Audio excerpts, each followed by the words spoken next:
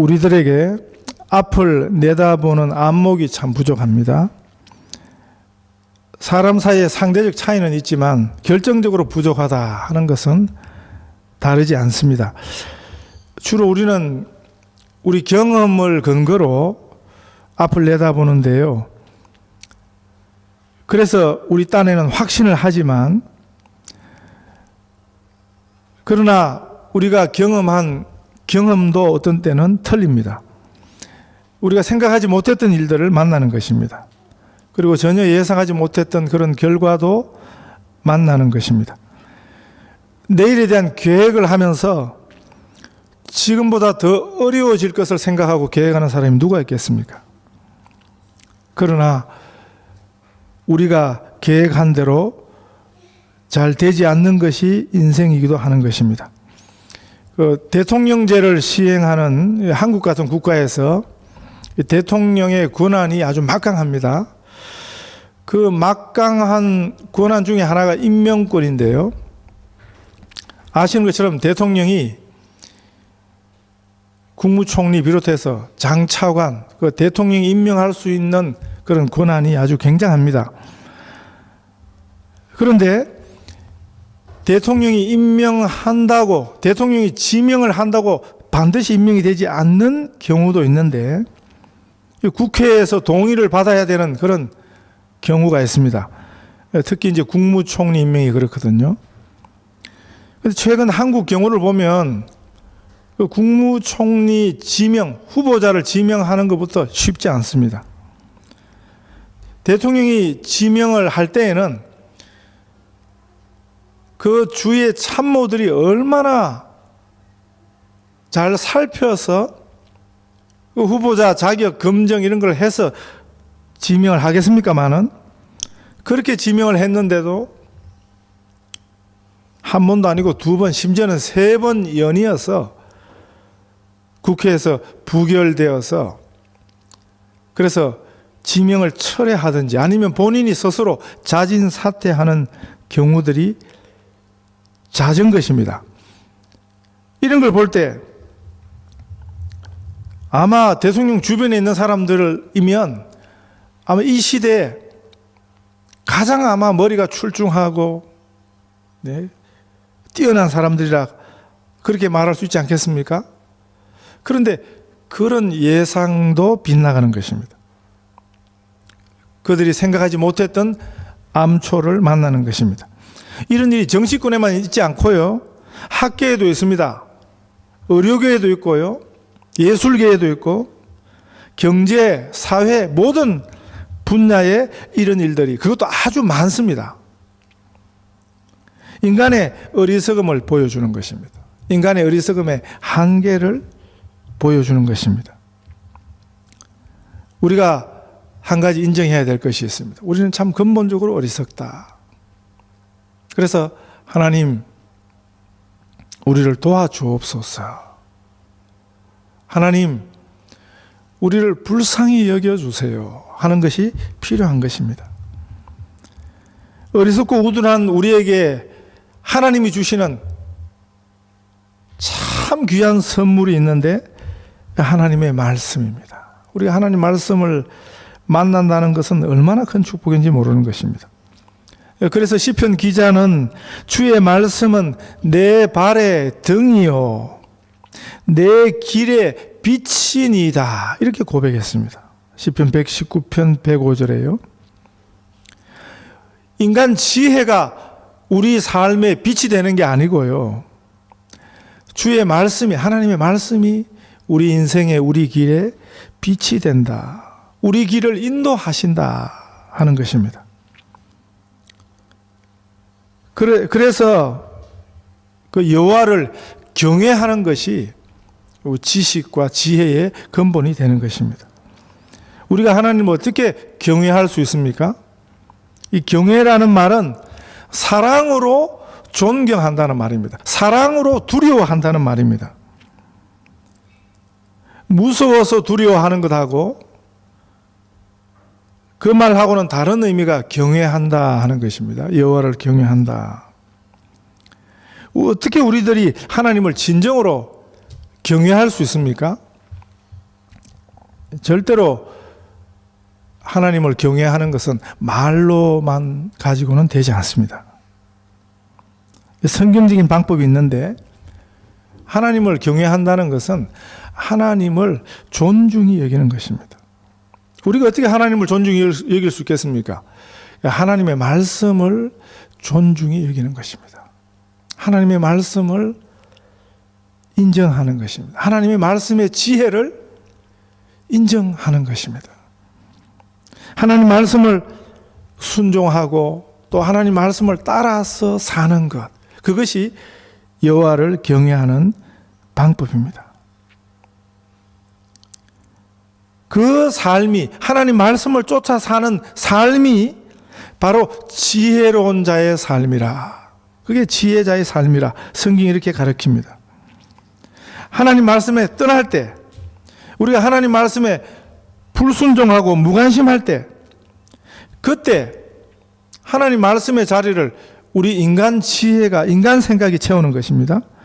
그러면 우리 어리석은 지혜대로, 우리 어리석은 생각대로 따라 살 때 어리석은 결과를 만나는 것입니다.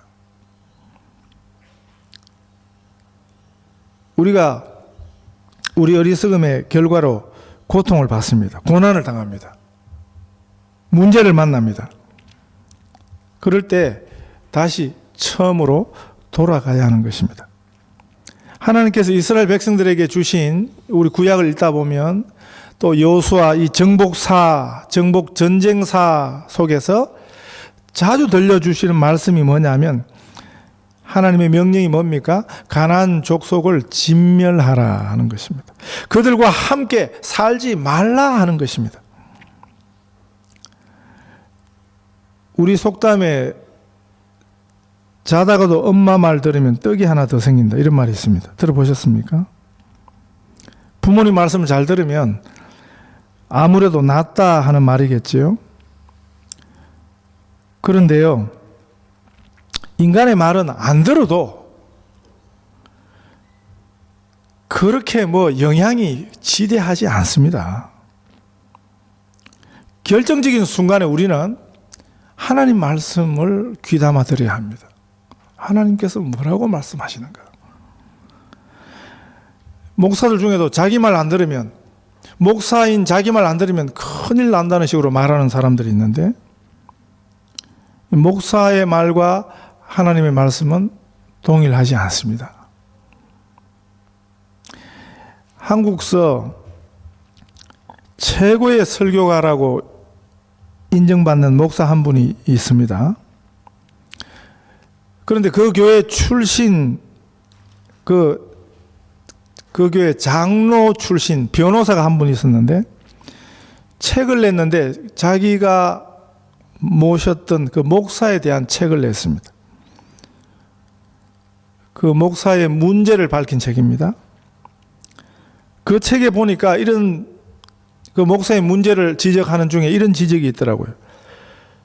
그 목사가 설교 잘하는 줄은 알지만 스스로 자기 설교를 성경과 동일시하는 경향이 있다.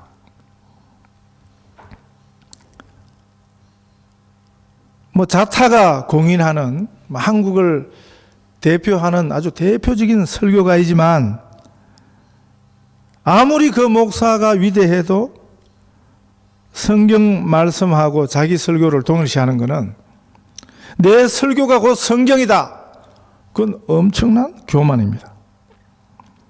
여러분, 목사의 말은 안 들어도 됩니다. 그러나 그 말이 성경일 때는 목사가 말해서 듣는 게 아니고 성경이니까 들어야 하는 것입니다. 하나님의 말씀이니까 우리가 순종해야 하는 것입니다. 한국 교회는 이게 헷갈려요. 교회 안에 교인들 생각 속에 그래서 큰 혼란이 있는 것입니다. 인간의 말은 안 들어도 괜찮습니다. 왜냐하면 우리에게는 하나님의 말씀이 있기 때문에 그렇습니다. 하나님의 말씀은, 성경 말씀은 우리가 꼭 들어야 사는 것입니다. 지금 아무렇지 않다고 하나님 말씀을 가볍게 여기면 나중에 무슨 결과를 만나게 될 것이라고 성경이 가르쳐주고 있습니다. 사람들도 이런 협박을 하지요. 내 말대로 안 하면 큰일 난다고. 목사들도 이렇게 하고요. 그러나 그런 말은 귀담아 들을 필요가 없습니다. 그러나 성경은 다릅니다. 하나님 말씀은 다릅니다. 유다 자손도 가나안 자손을 진멸하라 하는 그 말씀을 가볍게 여겼습니다. 그랬더니 그 예루살렘 성 안에 계속해서 그 잔재가 남게 되었다. 두고 이스라엘 백성들과 갈등 관계에 있는 그들을 괴롭히는 그런 사람들이 된 거죠. 이게 뭡니까? 어디서 시작했냐는 거죠. 지금도 혼란스럽습니다. 팔레스타인 중동은요. 그 가장 무서운 혼란이 뭡니까? 다른 종족 간의 갈등입니다. 그게 바로 여호수아 15장부터 시작된 것입니다. 그 불순종의 결과가 그렇게 무섭다는 것입니다. 이스라엘 민족이 12지파거든요. 그 12지파가 12지역의 땅을 각각 나누어 갔습니다. 아시는 것처럼 레위 지파는 자기들의 기업이 없습니다. 다른 지파가 얻은 것에 11조를 내면 그걸 가지고 레위 지파는 살았습니다. 그런데 왜 12지파인 줄 아십니까? 12지파 중에 레위 지파는 빠졌으니까 11지파인데, 그런데 12지파입니다. 바로 본문이 그걸 설명합니다. 요셉 지파에게는 요셉의 두 아들들 몫으로 한 몫씩 따로 주는 거예요. 그래서 요셉은 야곱의 12아들들 중에 한 아들이지만 요셉은 자기 몫으로 두 몫을 받은 것입니다. 그래서 오늘 12지파가 소개되고 있습니다. 그런데 요셉의 두 아들들이 에브라임과 므낫세입니다. 에브라임과 므낫세. 그 두 아들이 각각 한 지파로서 그 기업을 받게 되는 이야기입니다.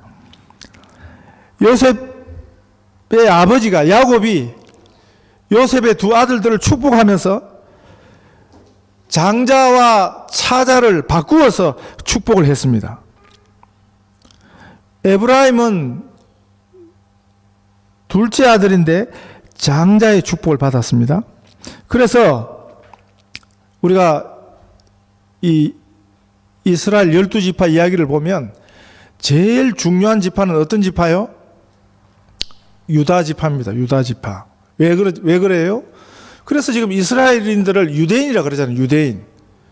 이스라엘을 대표하는 지파는 장남이 아니에요. 유다는 넷째 아들이에요. 그런데도 유다 지파가 이스라엘 12지파 중에 제일 중요해요. 그게 15장, 우리가 14장에서 여호수아서에 보면 유다 지파의 대표가 누구라고요? 갈렙입니다. 갈렙. 유다 지파가 왜 중요하냐? 유다 지파를 통해서 다윗이 나고 그것이 예수님이 나거든요. 그래서 유다 지파는 메시아 지파입니다. 그래서 제일 중요합니다. 그 다음에 두 번째로 중요한 지파는 어느 지파냐? 그게 에브라임 지파입니다. 요셉의 둘째 아들이지만 첫째 아들의 축복을 받은 에브라임 지파입니다.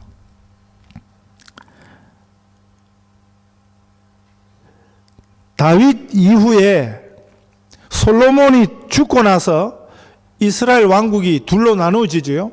남왕국 유다와 북왕국 이스라엘로 둘로 나누어집니다. 남쪽은 당연히 유다 지파를 중심으로 유다가 그래서 그걸 남왕국 유다라고 불러요.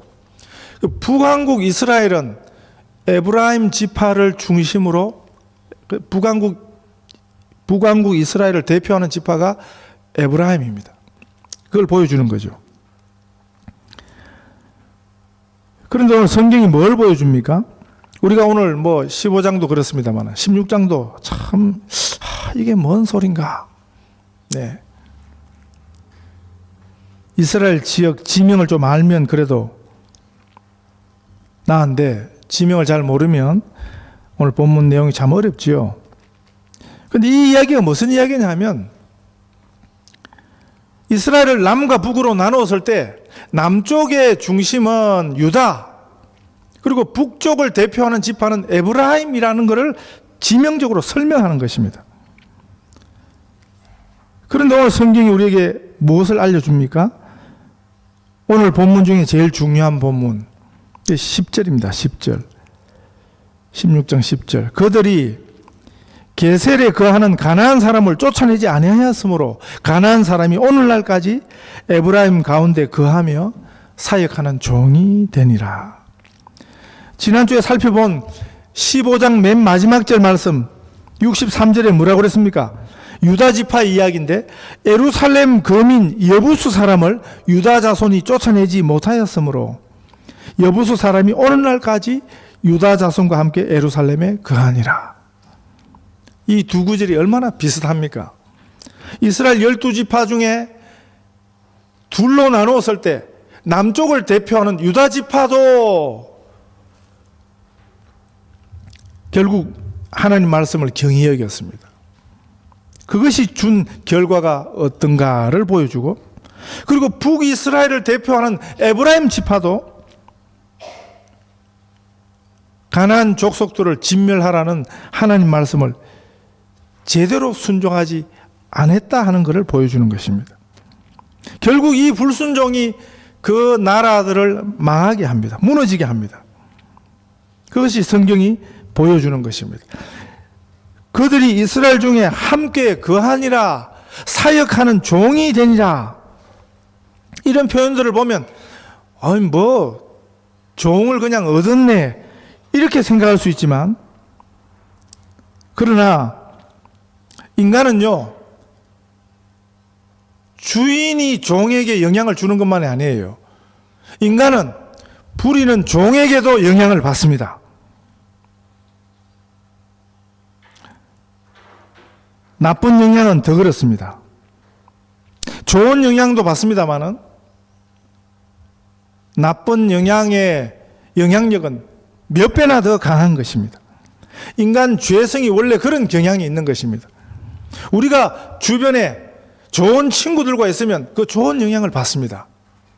그런데 그 영향받는 것보다 나쁜 친구들, 나쁜 사람들로부터 받는 영향이 훨씬 강력한 것입니다.